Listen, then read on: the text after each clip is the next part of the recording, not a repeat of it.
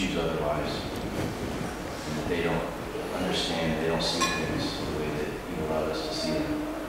Thank you so much for that. Thank you, Father, that you pour out your blessings on those that just desire to choose you. I ask that you just bless JP today. Your words will come forth from his mouth. Will cause us to have understanding today. It will increase our wisdom and will give us the ability to understand.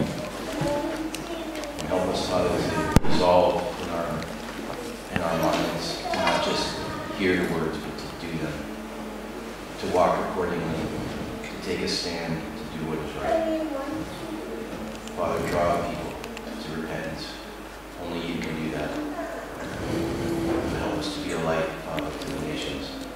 Bless all those that are online, that are by themselves, that are alone, that don't know what to do or desire fellowship. I just pray that you will comfort them today, that you will be near to them, and let them know that there are many others out there that have experienced the separation.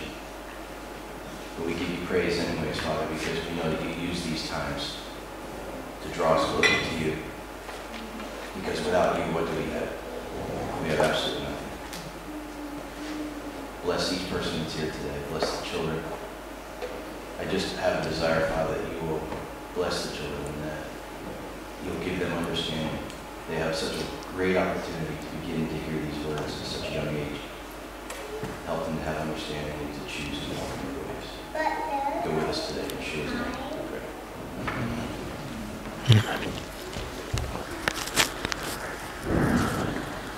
Is that loud enough? It's coming out of the speakers, isn't it? Okay, Torah portion Nitzaviym then. Nitzaviym comes from the verb natzav, which means to stand. It's not the word that's commonly used to stand up, though.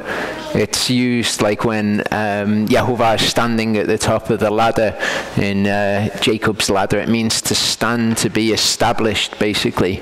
So the verb's natzav. You'd have a nitzav would be someone who is doing that verb, and Nitzaviym are people, ones who are doing that verb. So really it means ones who stand. And in this we're going to be looking at the heart. What comes across in this Torah portion is that it's all about your heart and how your heart relates to Yahovah. And in fact, all of the scriptures is about that. And I'm going to draw out from the other scriptures just this theme that it's all about your heart. And we're going to be looking in the first part about covenants, what it is to be in covenant with Yahovah. People misunderstand what the covenants are. The Abrahamic covenant, you know, the old covenant, the new covenant. What are they? When did we become betrothed to Yeshua? When did that actually happen? What's that about? Okay, so understanding those things, we can understand why it is that our heart is so important. In the second part, we're going to look at what it is for Yahovah to have circumcised our heart, what it is to have the law written on your heart. And then in the third part, we're going to look at what it is for your heart to go astray after idols, perhaps idols that you've set up in your heart.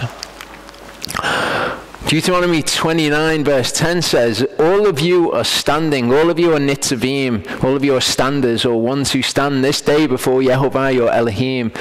Your leaders, your tribes, your elders, your officers, all the men of Yisrael. Okay, so all the people who are in charge of the nation, who are going to be judging how things go, who are going to be enforcing the Torah, and all of the nation, all of you are here. None of you have an excuse. Your little ones, your wives, and your sojourner who is in the midst of your camp, from the one who cuts your wood to the one who draws your water, that you should enter into covenant with Yehovah your Elohim, and into his oath which Yehovah your Elohim makes with you today. Okay, so this covenant that they're entering into is a renewal of the covenant that was established at Mount Sinai. This is a renewed covenant. People say that the new covenant should actually be the renewed covenant, but we're going to have a look at that. But this is a renewal, okay? What we're going to see is that when a covenant is established, blood is shed. There has to be the blood of the covenant sacrifice. A sacrifice has to be made. Blood has to be shed in order for a covenant to be established. So there's no bloodshed here. Okay, this isn't a new covenant being made with them. This is a renewal. And we see, in fact, that the kings, if you read through the book of Kings, that the covenant is actually renewed all the way through Scripture. They make a renewal. They enter into covenant again. And into his oath, which Yehovah your Elohim makes with you today, that he may establish you today for a people unto himself, and that he may be unto you as Elohim, as he has spoken to you, and as he has sworn to your fathers, to Abraham, to Yitzchak, and to Yaakov. Exodus 19, we see the beginning of when they're going to establish the first covenant. Now, if you diligently obey my voice and shall cherish my covenant, then you shall be my treasured possession above all the peoples, for all the earth is mine. And we've looked at the fact that this is what Yehovah is doing by setting his people apart. He's making them a treasured possession unto himself. I want you to look at the language that's used here. Okay, this is the language of lovers. Okay, this is Yehovah saying, you will be my treasured possession, just as we read through. You shall be to me a kingdom of priests and a set-apart nation. Those are the words which you are to speak to the children of Israel. Okay, you will be.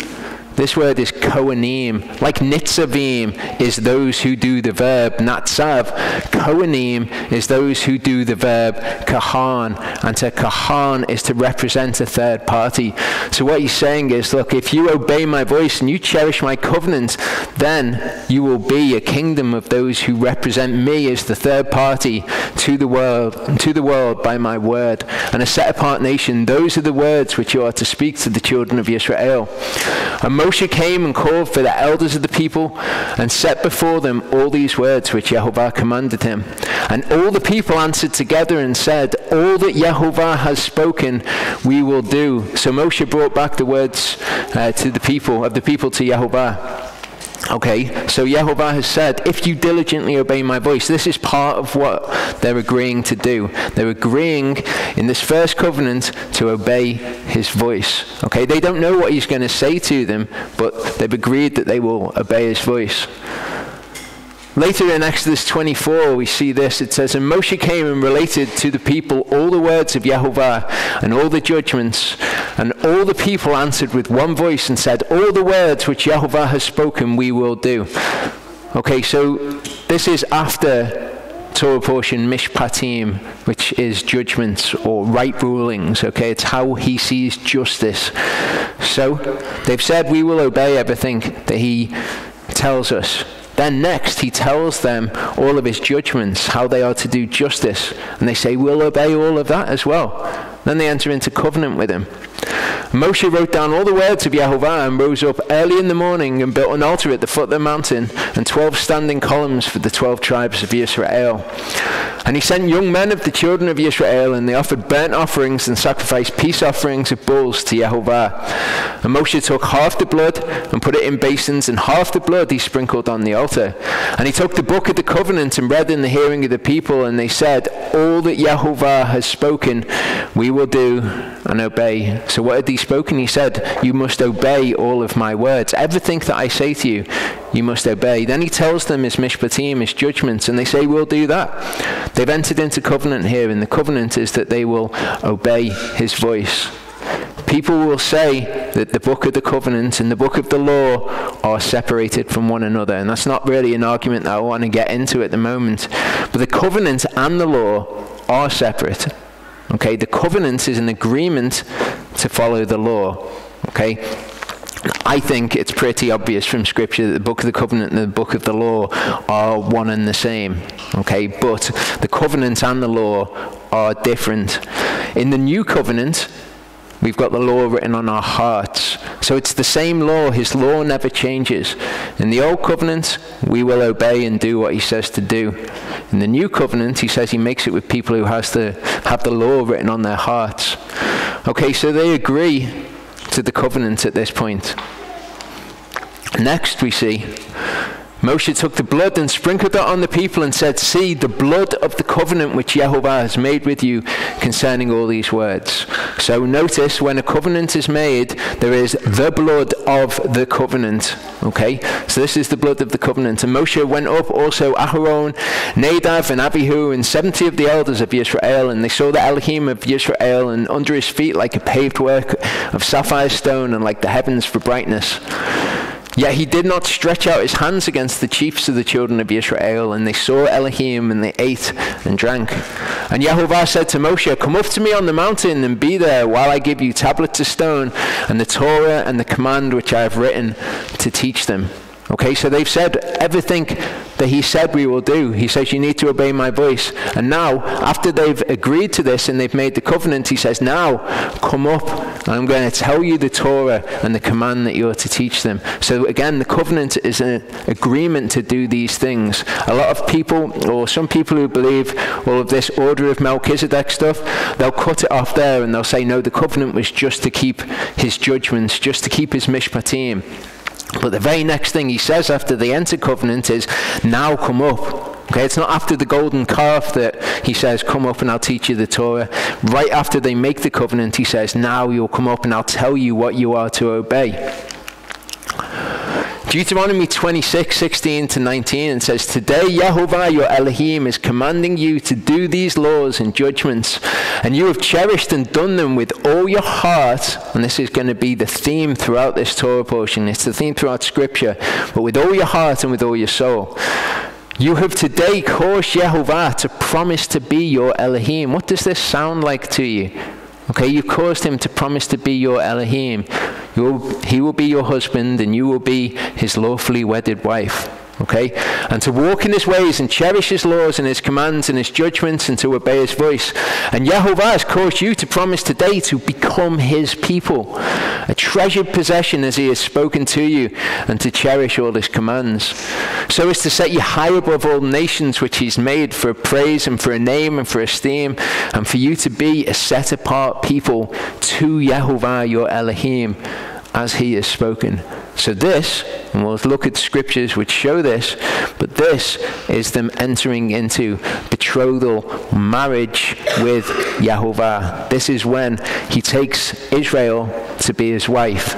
Okay, we saw a couple of weeks ago that when a man sleeps with a woman who is betrothed, it is said that he has slept with another man's wife, even though she's only betrothed at that point. At betrothal, the woman becomes the wife.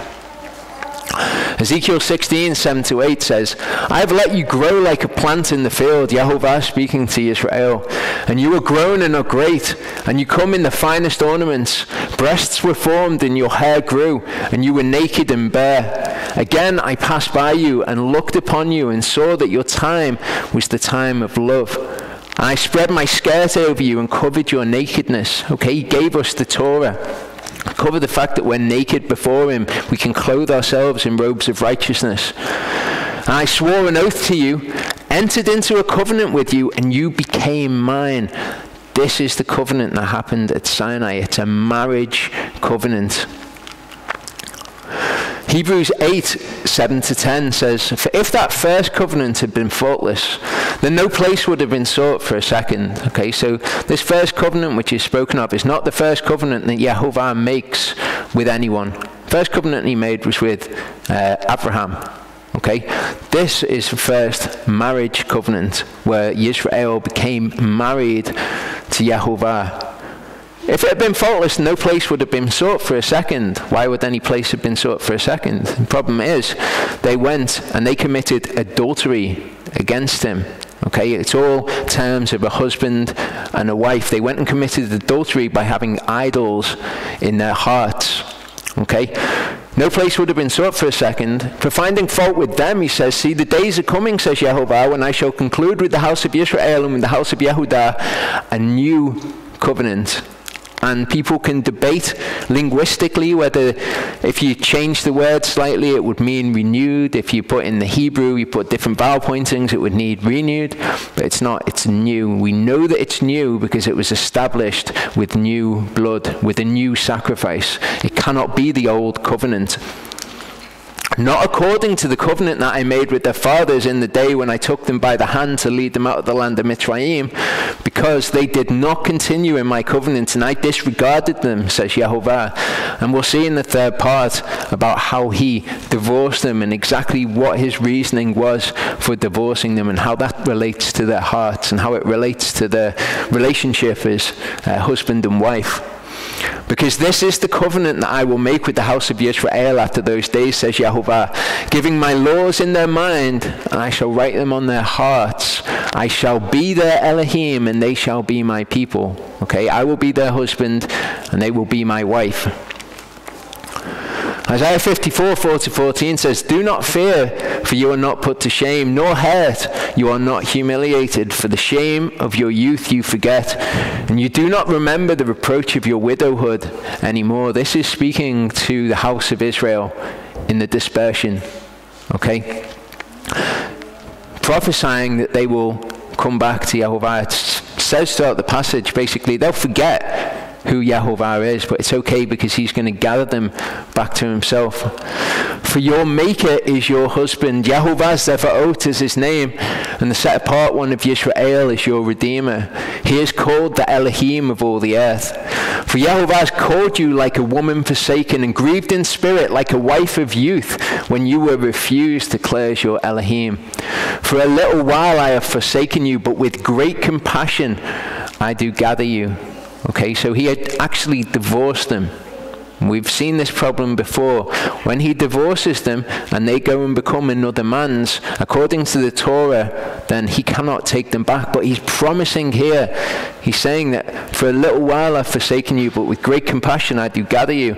In an overflow of wrath I hid my face from you for a moment, but with everlasting kindness I have loved you, says Yehovah your Redeemer. For this is the waters of Noach to me, in that I have sworn that the waters of Noach would never again cover the earth. So I have sworn not to be wroth with you, nor to rebuke you. For though the mountains be removed and the hills be shaken, my kindness is not removed from you, nor is my covenant of peace shaken, said Yehovah, who has compassion on you. O you afflicted one, tossed with storm and not comforted, see, I am setting your stones in antimony, and I have laid your foundations with sapphires. Okay, here he's talking about the New Jerusalem. He's talking about the millennial kingdom. And have made your battlements of rubies, your gates of crystal, and all your walls of precious stones. They would have no idea what he was talking about here. Obviously, with the benefit of the book of Revelation, we know exactly what he's speaking of here. And all your children are taught by Yehovah, and abundant is the shalom of your children. In righteousness you establish yourself, be far from oppression, for you fear not, and from ruin, for it does not come near you. And we're going to see how the children of Israel went astray in their hearts. They committed adultery against Yehovah. They were divorced and they were scattered amongst the nations, but he used it all to bring them back. By doing so, he circumcised their hearts towards them, and he prophesies, now you're going to forget about me. Okay, you're going to be scattered, but I'm going to gather you back. In righteousness, you're going to establish yourself. Jeremiah 31:31-33 says, see, the days are coming, declares Yehovah, and I have made a new covenant with the house of Israel and with the house of Yehudah, not like the covenant I made with their fathers in the day when I took them by the hand to bring them out of the land of Mitzrayim.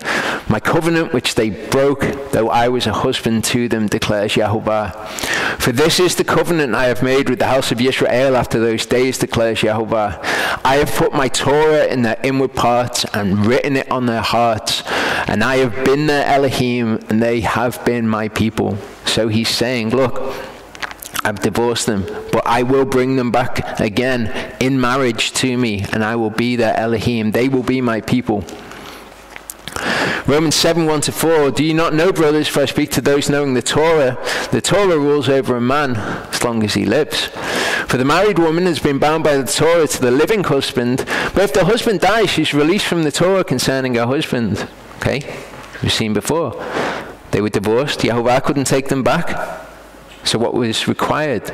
It would be required for Yehovah to die. Now, they were married to Yehovah. Okay?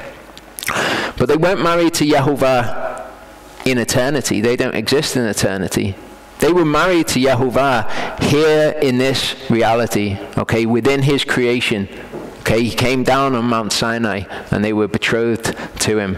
Okay? He came in the flesh. Again, he entered into reality. But he came in a form in which he could die. And when he died, the wife was released from that Torah so that she could become remarried at that point. So then, while her husband lives, she shall be called an adulteress if she becomes another man's. But if her husband dies, she is free from the Torah, so that she is not an adulteress, having become another man's. So, my brothers, you also were put to death through the Torah by the body of Messiah, for you to become another's. Okay?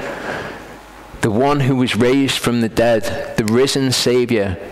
So, not only did the death of the husband release the wife, but we also were put to death to the Torah.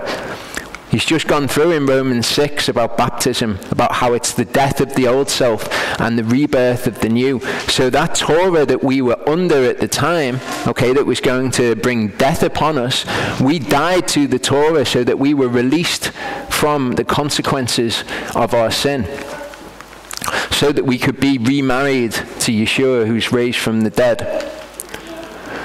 Luke 22:19-20 says, and taking bread, giving thanks, he broke it and gave it to them, saying, this is my body which is given for you.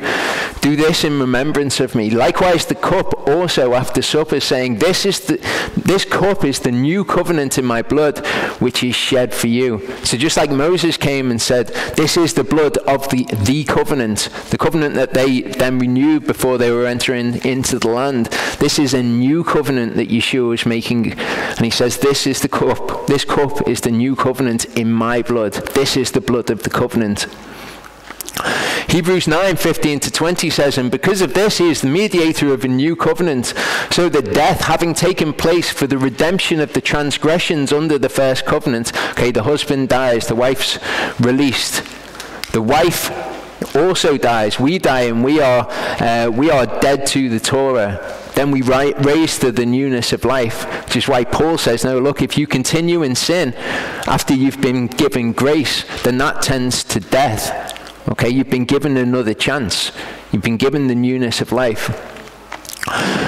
Those who are called might receive the promise of the everlasting inheritance. For where a covenant is, it is necessary for the death of the covenant sacrifice to be established. Now, I want you to notice at this point that it's talking about a covenant. Because people, when they go through the book of Hebrews, they'll say, no, the word covenant isn't here. When it says the first and the second, they say the word covenant doesn't follow it. But the word covenant is implied because the whole context of the passage is about a covenant. The death of the covenant sacrifice to be established. Okay, so you want to start a new covenant, there has to be a sacrifice made, there has to be blood shed in order to make it. For a covenant after death is firm, since it is never valid while the covenant sacrifice is living. So while Yeshua was alive, the new covenant had not come into force. It required his death for him to bring us into covenant, and it was a marriage covenant. You wonder, when did we become betrothed to Yeshua? It was here when we entered into covenant. The covenant is a marriage covenant. Therefore, not even the first covenant was instituted without blood. For when, according to Torah, every command had been spoken by Moshe to all the people, he took the blood of calves and goats with water and scarlet wool and hyssop and sprinkled both the book itself and all the people, saying, this is the blood of the covenant which Elohim commanded you. 2 Corinthians 11 verse 2 says, for I am jealous for you with the jealousy according to Elohim, for I gave you in marriage to one husband, to present you as a chaste virgin to Messiah. When they entered into covenant, okay, they were given in marriage to Yeshua as their husband. Revelation 19 verse 7 says, let us be glad and rejoice and give him praise, for the marriage of the Lamb has come and his wife has prepared herself. Okay, so this is a future event when he comes back. Fulfill Yom Kippur, okay, the day of vengeance. After that we've got the Feast of Sukkot, which is the marriage supper of the Lamb when he comes to tabernacle with us. Galatians 3:6-18 gives us even more information about the covenants. Okay, so we've got the first and the second covenant, and they're marriage covenants. That was the purpose of those covenants. It was to be taken in marriage, to be Yehovah's, to be Yeshua. There's another covenant that we need to consider though. Even so, Abraham did believe Elohim, and it was reckoned unto him as righteousness. This is the Abrahamic covenant. Know then that those who are of belief are sons of Abraham. And the scripture, having foreseen that Elohim would declare right the nations by belief, announced the good news to Abraham beforehand, saying, all the nations shall be blessed in you. Okay, so all who are of belief are sons of Abraham. And the covenant was made with Abraham that if you are of belief, it will be accredited to you as righteousness. So that those who are of belief are blessed with Abraham the believer. For as many as are of the works of the Torah are under the curse. For it has been written, cursed is everyone who does not continue in all that has been written in the book of the Torah to do them. So Paul's going to go on to discuss getting your salvation from these two covenants, because what the Galatians had done is they had forsaken the Messiah, and they'd said basically, Torah is all that we need. The works of the Torah, that's all that we need, which is sadly the situation that we see now in the Torah movement, with so many moving away from Messiah and saying, no, all we need is the Torah to be righteous before Elohim. Well, Paul says, no, look, it says, if you don't continue in everything that the Torah says, then you're going to be cursed. What you need is a Redeemer who comes and redeems you from those curses, okay? So that you're given grace for your transgressions, so that you can then die to the Torah and be raised to the newness of life and have the opportunity to walk it out. And that no one is declared right by Torah before Elohim is clear, for the righteous shall live by belief. He's quoting Habakkuk 2:4 there. And the Torah is not of belief, but the man who does them shall live by them. Again, he's quoting the Torah here. Okay, the Torah is not of belief. He says in Romans 9, he says that the problem that Israel had was they had the Torah of righteousness, and they pursued after it. But they didn't do it by faith. Okay, it's very different to do something by works, to think that you're going to earn your salvation, than it is to believe in the author of it and to do it out of belief and love for the author. Messiah redeemed us from the curse of the Torah, having become a curse for us, for it has been written, cursed is everyone who hangs upon a tree, in order that the blessing of Abraham might come upon the nations in Messiah Yeshua to receive the promise of the Spirit through belief. So all had sinned, all had fallen short of the glory of God, okay, and all were under the curses in the Torah. What they needed was a Redeemer to come, to redeem them from that, to give them grace, to let them be raised to the newness of life so that they could walk it out, in order that the blessing of Abraham might come upon the nations. Now that they come to faith, okay, now that they've come to walking the Torah by faith, the blessing of Abraham can come on all of the nations, but they need a Redeemer for it. This is what the people in Galatia had walked away from. Brothers, as a man I say it, a covenant, even though it is a man's, yet if it is confirmed, no one sets it aside or adds to it. So Paul's saying, look, if the covenant made with Abraham was made by a man, nobody could set it aside, no one could do away with it, and no one could add to that covenant, because it's a covenant, it's a promise that stands. I promise you this, that faith will be accounted to you as righteousness. I promise you that. There's nothing that can change that. But the promises were spoken to Abraham and to his seed. He does not say, and to seeds as of many, but as of one, and to your seed, who is Messiah. So all who are of Messiah. Okay? Now this I say, Torah that came 430 years later does not annul a covenant previously confirmed by Elohim in Messiah, so as to do away with the promise. Okay, so the Torah that came about afterwards. If you're trying to get your salvation from doing the Torah, then what you're saying is that's annulled the covenant that was made with Abraham, which was faith would be accounted as righteousness. Think of it like this. If I said to you all, okay, I will give £100 to anybody who sincerely desires to do what is pleasing to me. Okay? That's a promise that I've made. £100 to anyone who sincerely desires that. 10 years later, I come out with a list. And I say, this is the list of things that I find pleasing. Okay? Everyone can look at the list and go, there's a load of stuff on this that I've never done. Okay? So does that mean I'm not going to get the £100? Well, no. Okay? If you then took the list and you were like, wow, these are the things that JP likes. I'm going to do all these because I sincerely desire to do what pleases him. Okay? It's different, isn't it? One, you're getting the £100 from the sincere desire, and the other, you're getting the £100 because you've done the list. Okay? Very, very different. For if the inheritance is by Torah, it is no longer by promise, for Elohim gave it to Abraham through a promise. So if the £100 is by the list, it's no longer by promise. It's got nothing to do with the sincere desire to do what is pleasing. Rather, it is through perfect obedience to the list, and everyone has fallen short of the list.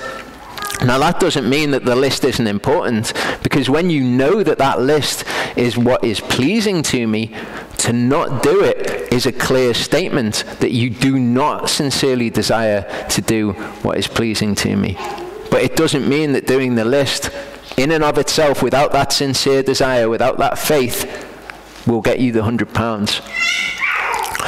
Galatians 4:21-26 says, say to me, you who wish to be under Torah, do you not hear the Torah?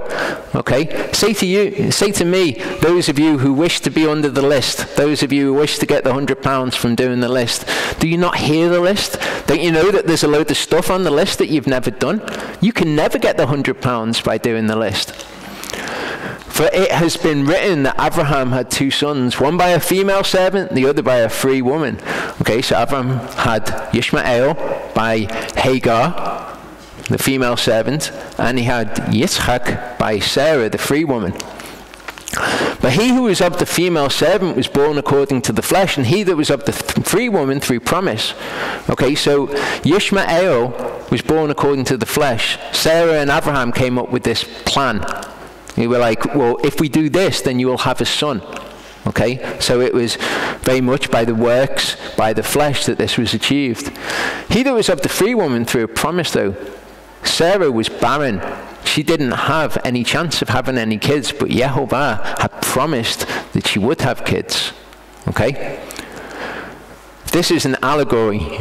This is allegorical, for these are the two covenants. Okay, there's the one at Mount Sinai, which you can do by works, by the flesh, kind of, I've worked out how it is that I'm going to achieve this thing. But the other is by promise. The promise being, if you sincerely desire to do what I say, if you've actually got faith in me, then you will receive salvation. One indeed from Mount Sinai, which brings forth slavery, which is Hagar. Okay, so if I say you get the £100 if you do what I sincerely desire, if you're trying to do it by the list, you're in slavery to that list. You better have done everything on that list at every point during your life. Okay, so you're in bondage to the list.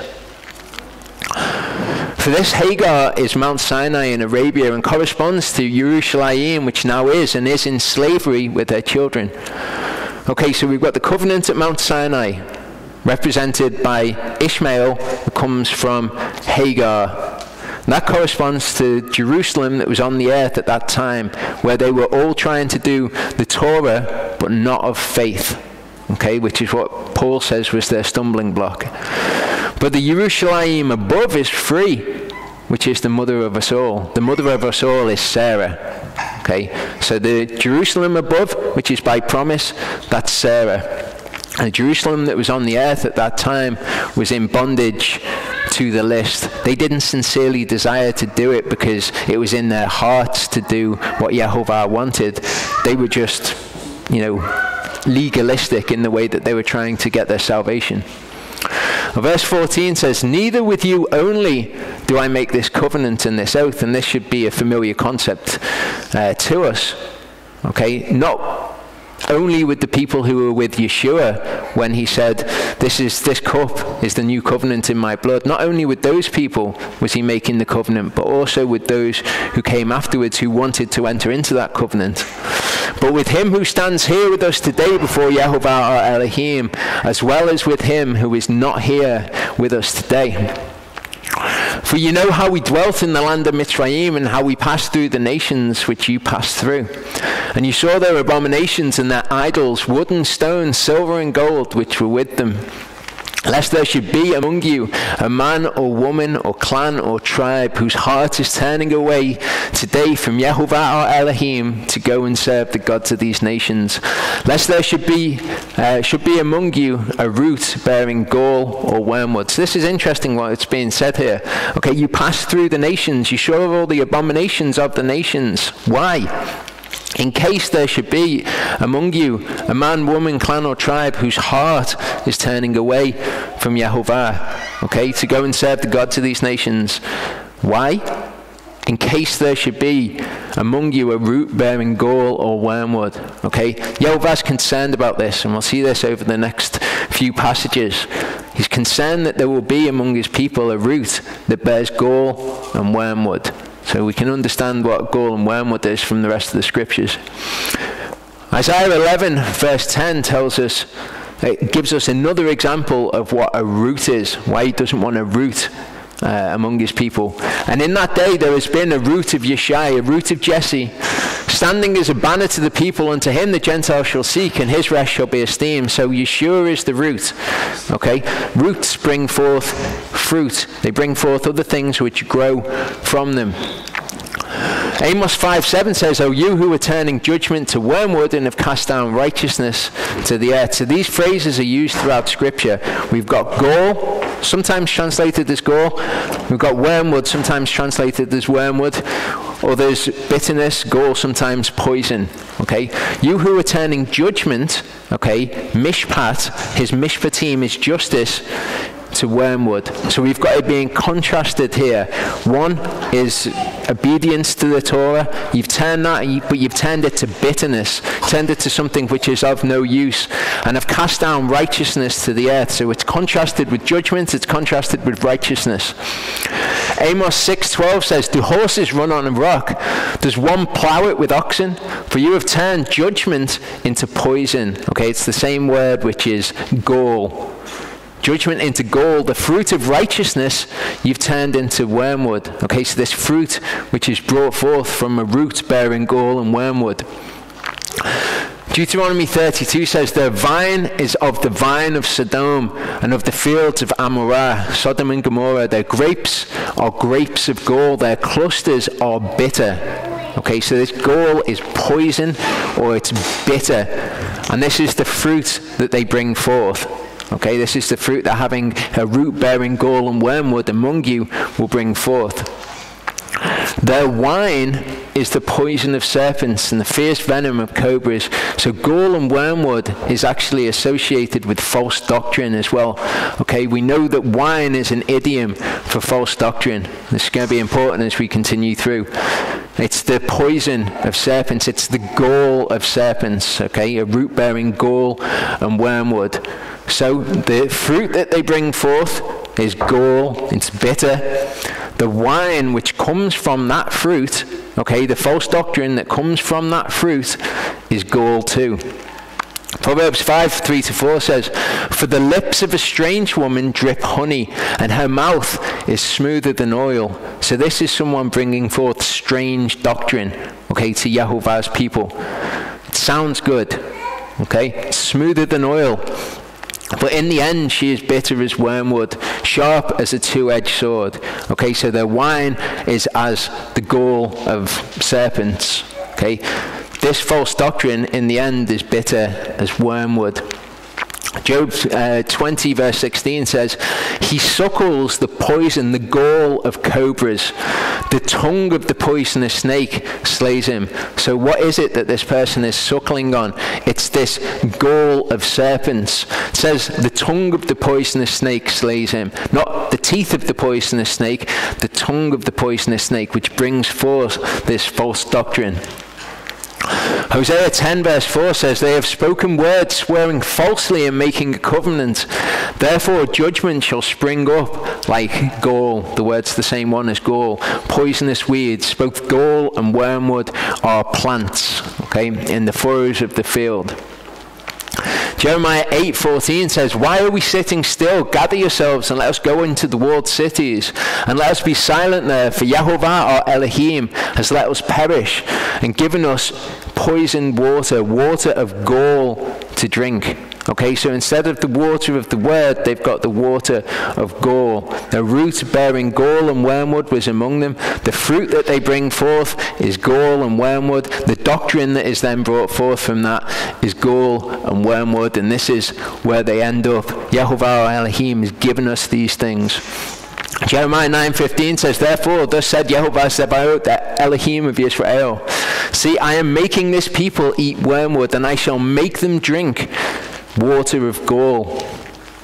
Jeremiah 23:15 says, therefore, thus said Yehovah Zebaoth concerning the prophets, see, I am making them eat wormwood and make them drink poison water, for defilement has gone out into the land from the prophets of Jerusalem. And this all came from them going after false idols, going after the idols of their heart, going after the false gods.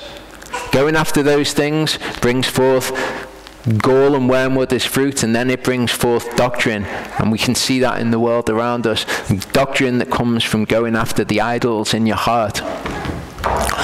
Acts 8:20-23 says, and Cephas said to him, let your silver perish with you, because you thought to buy the gift of Elohim through money. Okay, so this is Shimon the sorcerer. You have neither part nor lot in this matter, for your heart is not right before Elohim. Repent therefore of this evil of yours, and plead with Elohim to forgive you the intention of your heart. Okay, so again, it comes back to the heart. Obviously, the Greek New Testament is written in Greek. The Septuagint is the Old Testament written in Greek. If we go to the Old Testament written in Greek, we look for the words for gall and wormwood, you can find them in the New Testament as well. So his heart's not right before Elohim, asked to forgive the intention of your heart, for I see that you are poisoned by bitterness. The words are gall and wormwood there, and bound by unrighteousness. Okay, so they go astray in their hearts. They go after these false idols, the idols in the heart, the false gods. They're bound by unrighteousness. The root bearing gall and wormwood comes up among them. And if those people are in our midst, in their midst, brings forth bad fruit, and then it brings forth bad doctrine.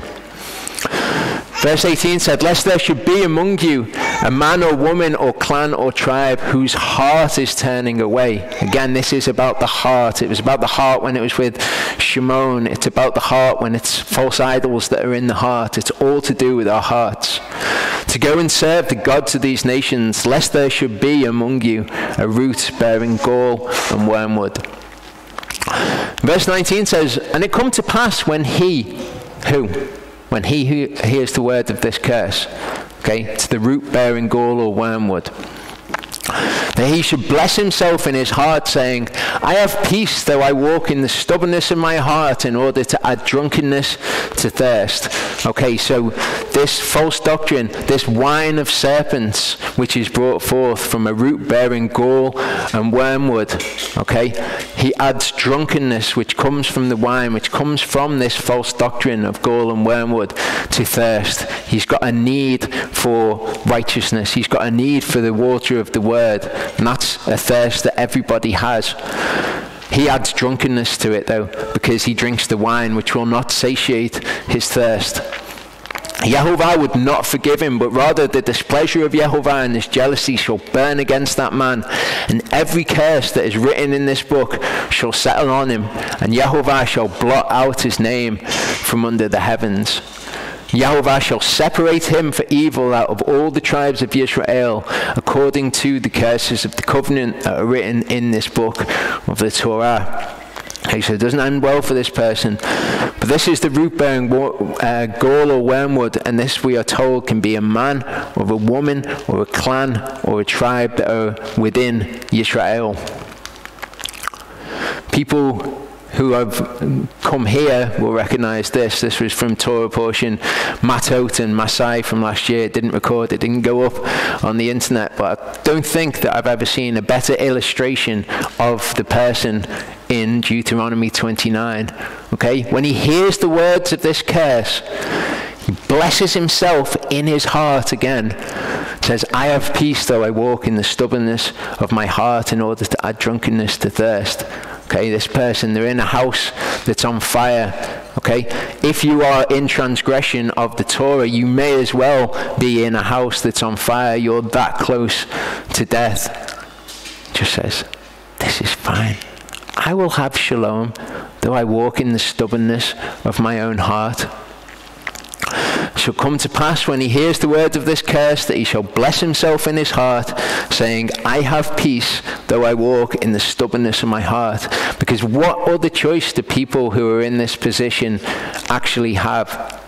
Okay, we're going to be looking as we go on about those who are unable to enter the kingdom and what makes them unable to enter into the kingdom. But this person is walking in the stubbornness of his own heart. Okay, he will not turn his heart to Yehovah. It's not in his heart to do that. Okay, the Torah is not written in his heart. What's written in his heart, his true desire, is something different.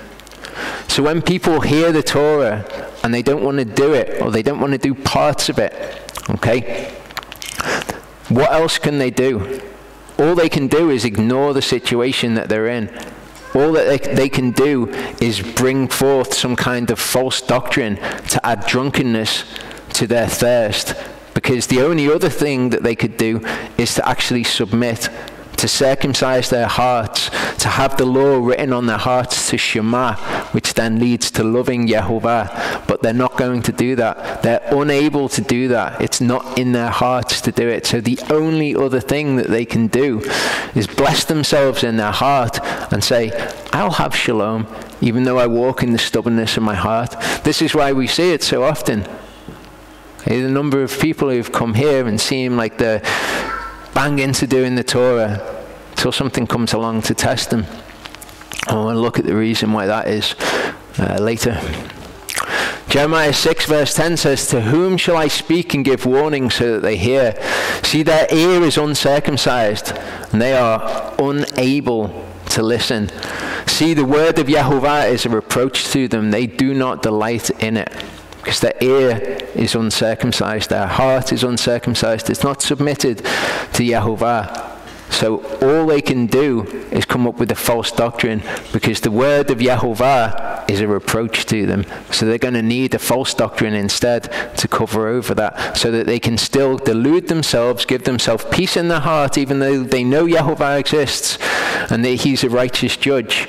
The only way they can reconcile that is by bringing forth this gall and this wormwood, this wine of serpents. The only thing that can allow someone to do that. Deuteronomy 32:21 says, they made me jealous by what is not ale. They provoked me with their vapors. Okay, the things that are in the world, okay, we can have them as idols in our heart.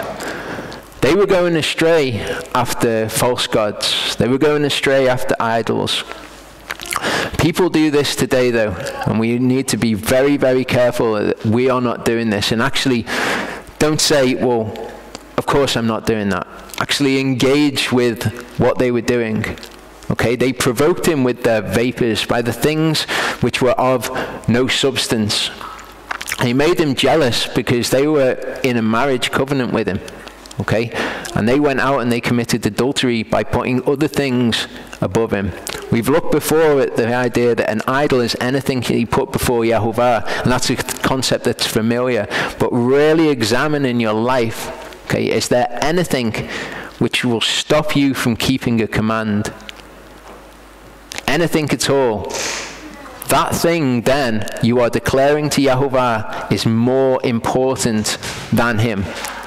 Okay, if you ever say, I can't keep this command, okay, maybe that's true. Maybe you're one of the ones who are unable to keep the command because it's not written in your heart to do it. If it's written in your heart to do it, of course you're going to do it. But it's not for everyone. Okay, an issue of faith is not for everyone.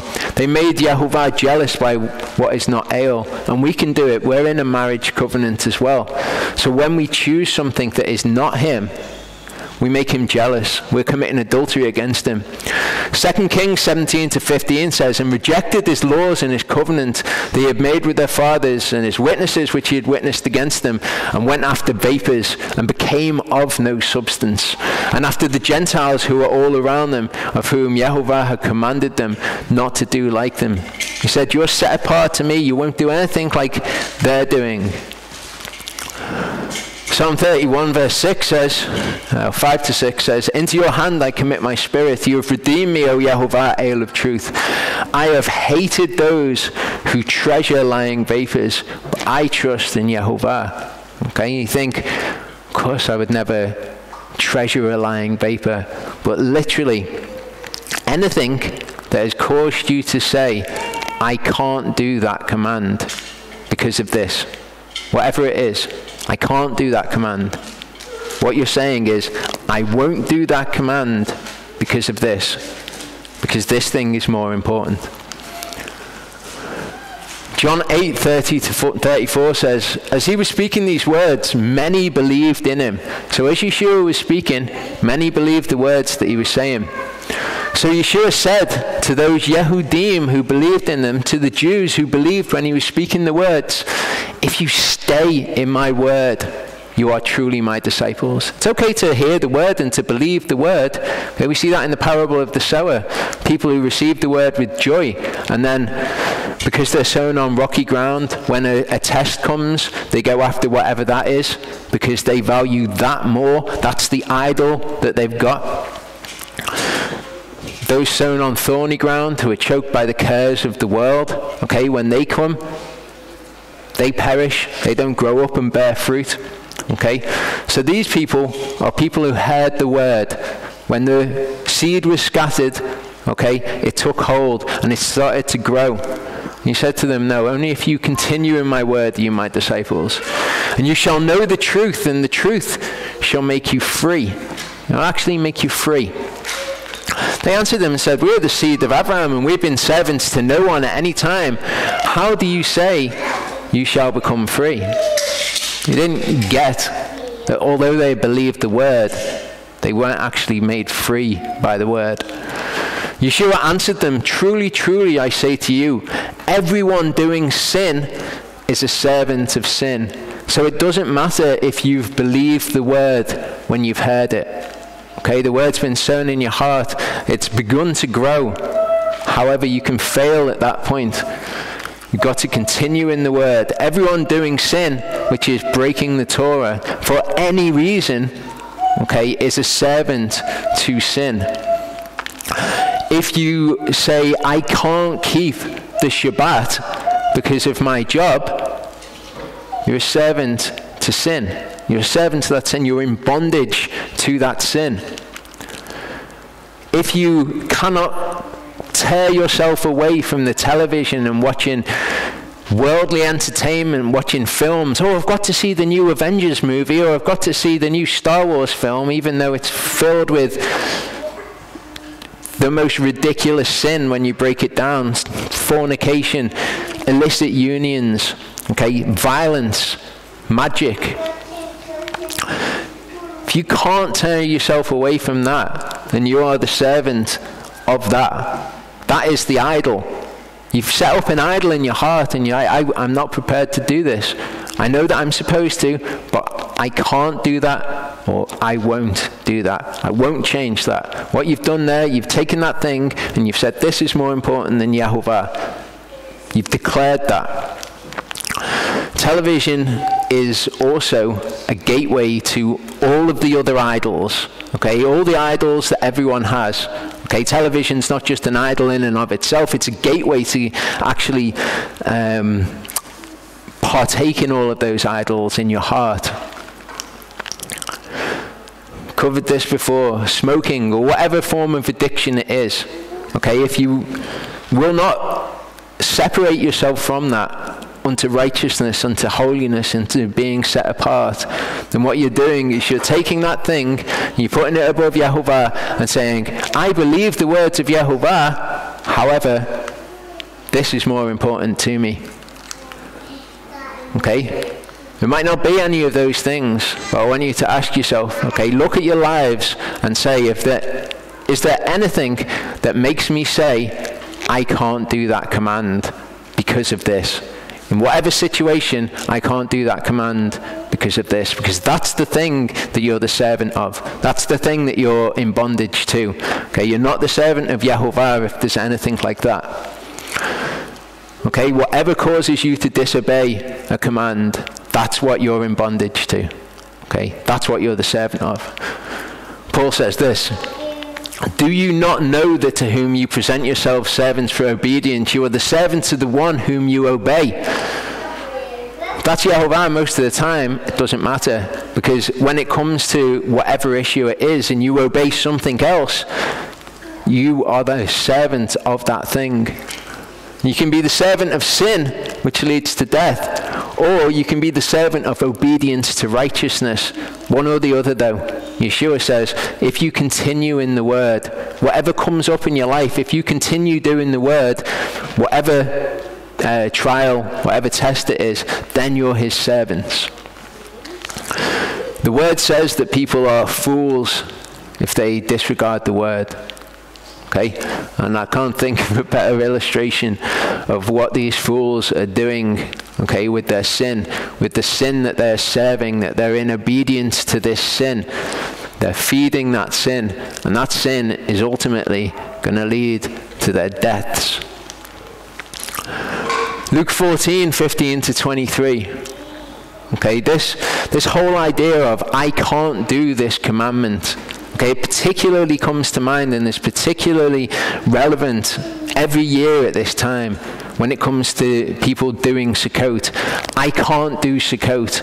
I can't do it because of this, because of my job, because of whatever else it is. I can't do it. What that person is actually saying is, I won't do the commands. I won't serve Yehovah because I'm going to go and serve this instead. This is the idol in my heart. And it's amazing. In Luke 14, he gives them this parable about those who are invited to the wedding supper.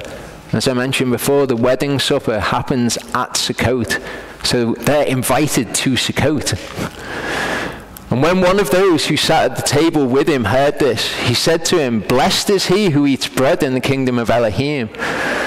And he said to him, a certain man gave a great supper and invited many. And he sent his servant at supper time to say to those who were invited, come, for all is now ready. But one by one they all began making excuses. The first said to him, I have bought a field, I need to go and see it. I ask you to have me excused. And another said, I have brought 5 yoke of oxen. I'm going to try them out. I ask you to have me excused. Another said, I've married a wife, and because of this, I am unable to come. I can't come. And that servant came and reported to his master. Then the master of the house, being wroth, he didn't say, oh no, it's okay. I'm sure that they'll get it eventually. Okay, just for this, you know, they weren't able to come. But I'm sure that it will be fine in the future. He's angry. He said to his servant, hurry out into the streets and the lanes of the city and bring in here the poor, the crippled, the lame, and the blind. And the servant said, Master, it is done as you commanded, and still there is room. And the master said to the servant, go into the street corners and hedges and compel them to come in so that my house is filled. For I say to you that none of those men who were invited shall taste my supper. Oh no, we can't. There's this thing. I need to ask you to excuse me from this. Okay? None of them will taste of the Lord's Supper. Luke 13:22-24 says, and he was going through the cities and villages, teaching and journeying towards Jerusalem. And someone said to him, Master, are there few who are being saved? And he said to them, his answer is very interesting. Context to this. Strive to enter in through the narrow gate, because many, I say to you, shall seek to enter in and shall not be able. We can't do it. No, it's not that they're physically unable to do it or that they couldn't do it if they decided not to. It's not in their hearts. It's not written in their hearts. They can't do it. They literally can't do it because it's not what is written in their hearts. What's written in their hearts is something else, something that they desire to do over the command. We can't do it. Well, fair enough, maybe you can't. Luke 14:27-33 says, whoever does not bear his cross and come after me is unable to become my disciple. Unable. They can't do it. For who of you wishing to build a tower does not sit down first and count the cost, whether he has enough to complete it? Okay, people know what's required of them. Otherwise, when he has laid the foundation and is unable to finish it, all who see it begin to mock him, saying, this man began to build and was unable to finish. Or what king going to fight against another king does not sit down first and take counsel whether he is able with 10,000 to meet him who comes against them with 20,000? And all of this is in the context of what's just been said in Luke 13 about many will try to come in, but they will not be able. These are the ones who are unable. If not, while the other is still far away, he sends a delegation and asks conditions of peace. So then, every one of you who does not give up all that he has is unable to be my disciple. Who gives up all that he has. It doesn't come to doing a command and they're like, oh no, I can't do it because of this thing which is more important to me. Okay, they might not say that it's more important to them. They might just say, no, but we need to do it. Okay, but it is more important to them, because if it wasn't more important to them, they wouldn't let it stop them from doing the commandments. Joshua 24 verse 19 says, then Yehoshua said to the people, you are not able to serve Yehovah, for he is a set-apart Elohim, a jealous El is he. He does not bear with your transgression and with your sins. He doesn't bear with the people who set up an idol in their heart and say, no, I'm going to give all of my praise and my worship to this idol, and I'm going to set this above Yehovah. I'm going to do what this idol wants. And he doesn't bear with that. Not just like, oh, that's nice. Please don't do that. No, I'm going to do it anyway. Oh, no, please, really, I would like you not to do that. Not who Yehovah is. Okay, he's set apart and he's jealous. If you put an idol in your heart and you commit adultery with that idol above the covenant that you've entered into with him, for him to be your husband, he is jealous. He will not bear with that. In the second part, we're going to look at the circumcision of the heart, and we're going to tie some of these things together and come back in a little bit.